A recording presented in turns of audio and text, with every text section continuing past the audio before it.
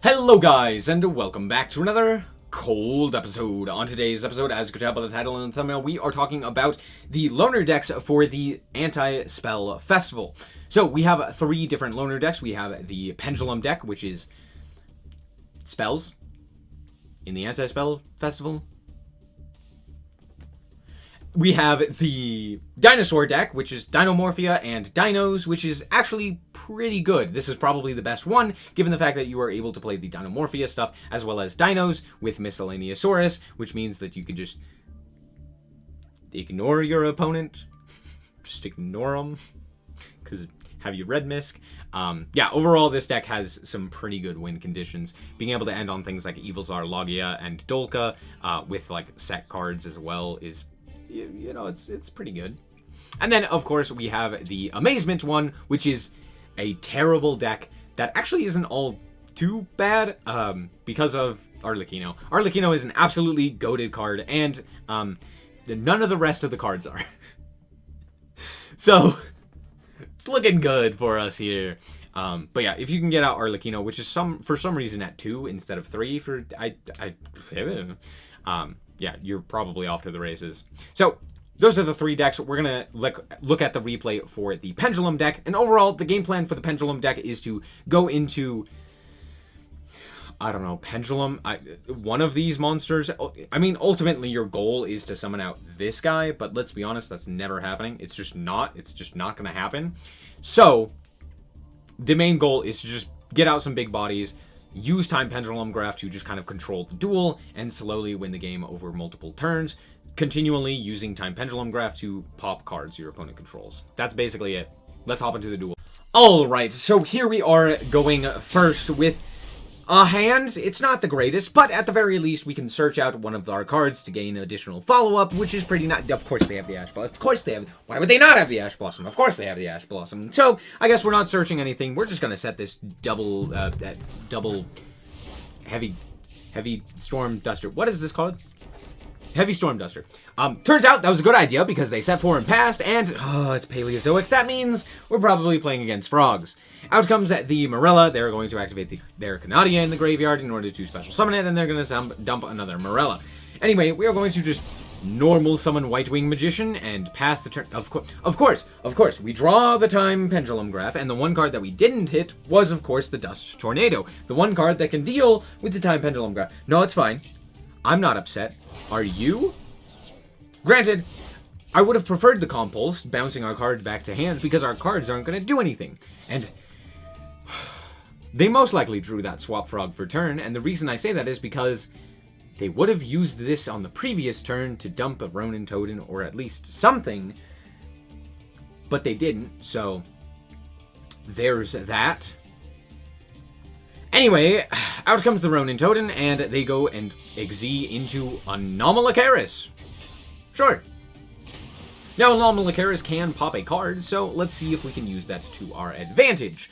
We probably can't... Oh, actually, Skulker Bat Joker. Okay, we're going to go for the Skulker Bat Joker in order to go into the Double Iris Magician. Now, the reason I go for the Double Iris Magician is because I either need to get a high scale or a low scale, and we already have a high scale, so hey, let's go for this. Potentially they pop it, and then we get to go for another high scale. It's pretty nice.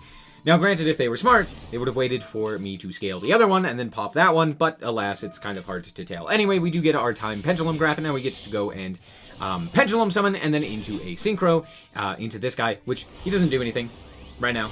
I mean, on summon, he destroys all face-up monsters your opponent controls, but our opponent's monster was unaffected. So they're going to go for the Ronin Totem. Sure, that's fine. They're going to set one, and I'm just going to let that happen. I could go for the Time Pendulum Graph here to potentially pop the back row, but I also don't want to trigger a Canadia or a Paleozoic in general, so I just decided not to do that. We're just going to Pendulum Summon, and then we were going to go to Battle. We're going to attack in, it's going to pop and deal damage, and then we are going to attack for a bit of damage. Then we're going to try and pop with Steel Gazer Magician, and they're going to trigger a whole bunch of their effects. Out comes the Morella, out comes the Morella. I'm actually going to negate my own effect to keep the Stargazer Magician on the field, and the reason that I do that is because I want to use it as additional material. We're going to walk into one of their monsters, and then we are going to go to main phase 2, and we're going to go beyond the Pendulum. Beyond the Pendulum is going to activate, and we are going to add to our hand a low scale in Purple Poison Magician, which I'm going to then scale up. Do I need to scale it? No, but scaling it allows me to potentially pop 2 cards, which is pretty nice. They're going to go for the Link Spider here, and I'm going to, in the end phase, pop both their set card, which was a combos, as well as their monster, which happened, which was Link Spider, obviously. But yeah, with the Purple Poison Magician, since it was destroyed, we get to destroy another card, and we draw Double Iris. Fantastic. Now, we don't have lethal as of yet, but with the Time Pendulum Graph, at the very least, we get another pop target, which is very nice. They're going to draw a card, and then proceed to the end phase. Good game, sir. We're just going to go into the battle phase and attack in for lethal damage.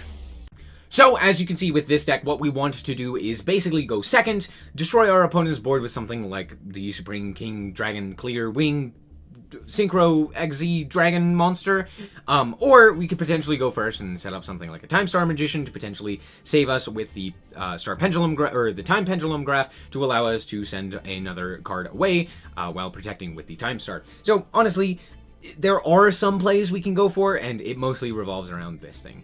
Not this card, but this one.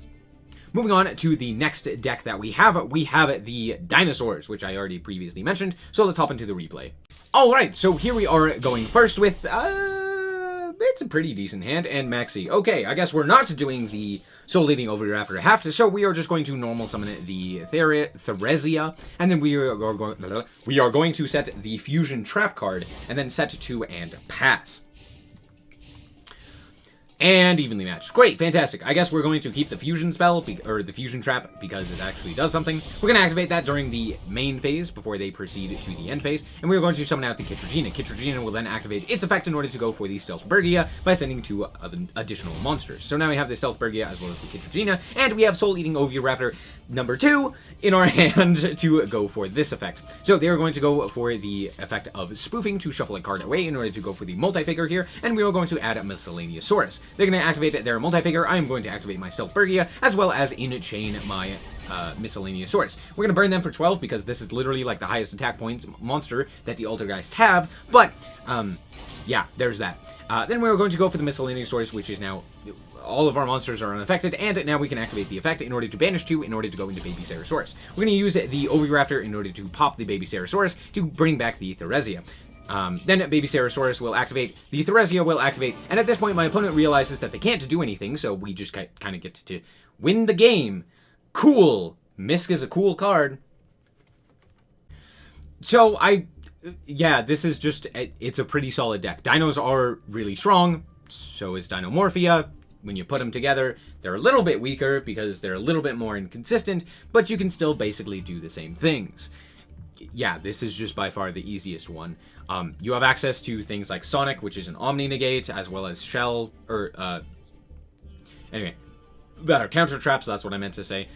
You have Domain, you have access to the Oviraptor, you have access to Misk, you play double Pank. Of course it's going to be good. You could go first, you could go second, doesn't matter. You can win the game. It's pretty easy. And since your life points matter very little, you can pretty easily win.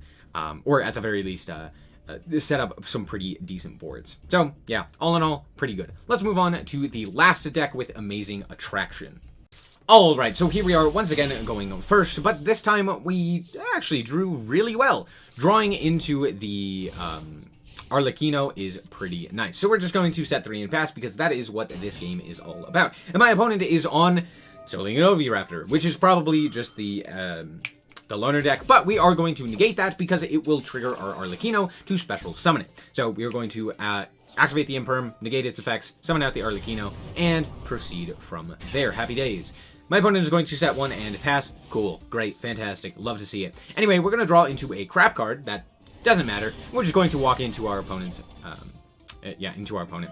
My opponent is going to pop 2. That's fine. We're going to go for the Ice Dragon's Prison and steal our opponent's monster and just have it on our side of the field, because why not, you know? it turns out that was a bad idea, but it's fine. They're going to go for the Oviraptor here, and we are going to equip one of our cards to it. Now, for some reason, there isn't an Amazement card that negates the effect of a monster. Why is this the case?